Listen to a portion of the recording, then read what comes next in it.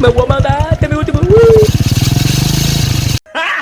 At sa puntong ito, nangita na sa agi ang brake pad sa akong luyo. Kaya dinala ko ito sa shop na malapit lang sa bahay ko. At saktong-saktong pag-abot ko dito, kay wala pa'y nagpaayo. O gitanaw dayon ni sa mekaniko kung unsaon ni niya pagtarbaho.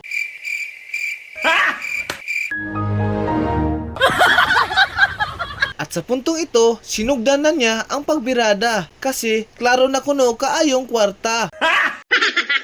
At dito, nagtanaw-tanaw ko sa ilang ibang trabaho ug nakaingon ko nga dili gyud ay lalim ang trabaho sa mga mekaniko kay paningkamutan gyud nila nga matarong ang ilang pagtrabaho ug way labot sa mga mekaniko nga way klaro. At sa puntong ito, nagtanaw-tanaw ako sa mga display nila dito kasi nagplano ako na magpanindot sa akong motor kung makakwarta nako. Ako yung gitanaw kung giunsa niya pagtrabaho para sa sunod nga ilisdanan na sad ni, ako na lang ang muayo. At ito na pala ang itsura ng brake pad ko. Puro na di ay puthaw ang nahabilin dito, kaya pala maingay kapag mo brake ako.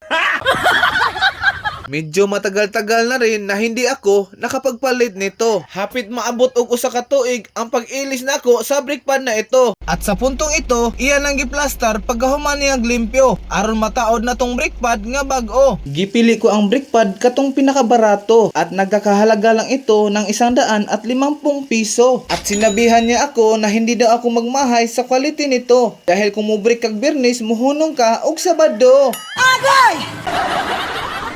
Oh shit.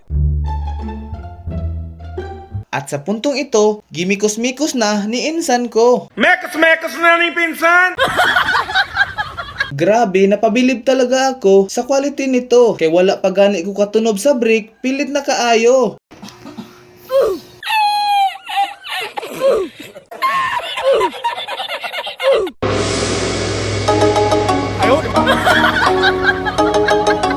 At para malaman nyo, siya talaga ang hari ng mga kung fu.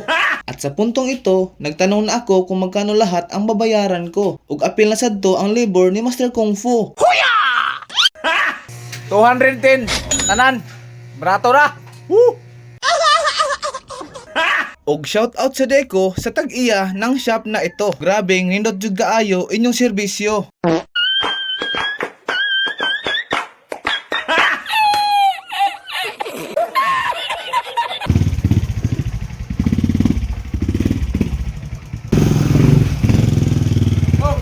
Bye-bye!